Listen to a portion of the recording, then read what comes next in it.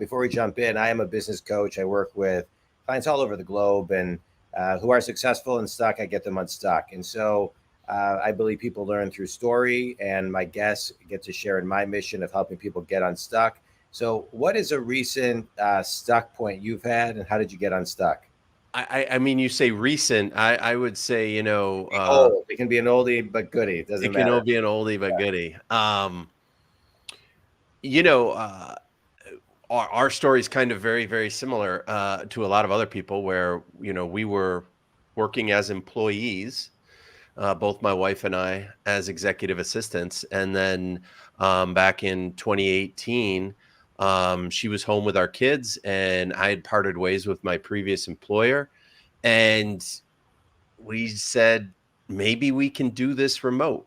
Maybe we can do this, on our own as a business. And, every entrepreneur deals with that moment of not knowing it's going to work until it does or it doesn't. Yeah. And so we got unstuck by having a unique business model, finding the right clients at the right time, and proving to us in about 6 months that we were on the right track. Yeah.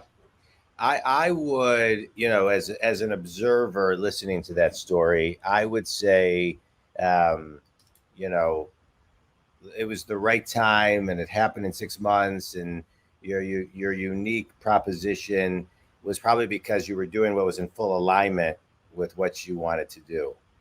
I think a lot of people just rewinding to your, we thought maybe we could do it a different way.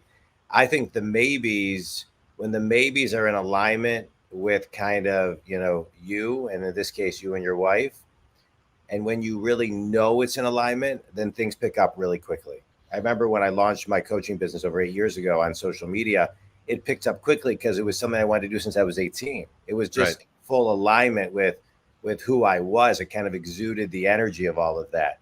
So take us from the maybe and how you maybe knew or didn't know it was in alignment with you, and how you went from maybe to execution.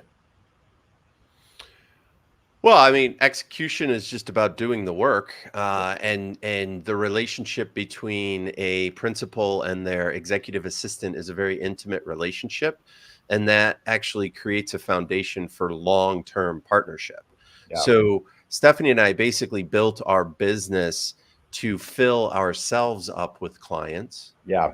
and then the clients kept coming when we were full, Yeah. and that's when we started seeking out talent on the EA side that aligned with our business model and our beliefs of what top level EA support is.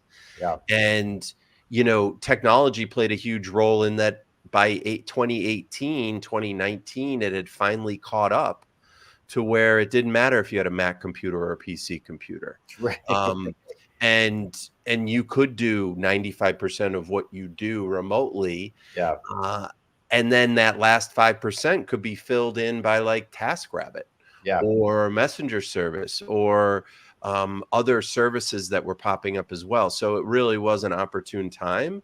Yeah. Um, but what you said earlier kind of resonates with me, because sometimes I'll run across an entrepreneur or someone who wants to start their own business. And let's say they were a sales executive for a Fortune 500 company, and they're like, I want to open a restaurant. Yeah. And I'm like, have you ever opened a restaurant before? No, but I really want to open a restaurant. That can work, but you're stacking the deck against you from the beginning, in terms of entering something that you can't point to in your previous career and say, I have this experience. Yeah. So that was our whole thought That's process. good. Good. All right. Good. I love it. Okay. I'll give one thought before we move on for that. Right. It's picking something that's not only in alignment with you, but also is consistent with your track record. So you can kind of when you started your business, you knew you could be ahead of real time when you started it because you'd been living in it. So I just Correct. want to highlight that. I think it's important.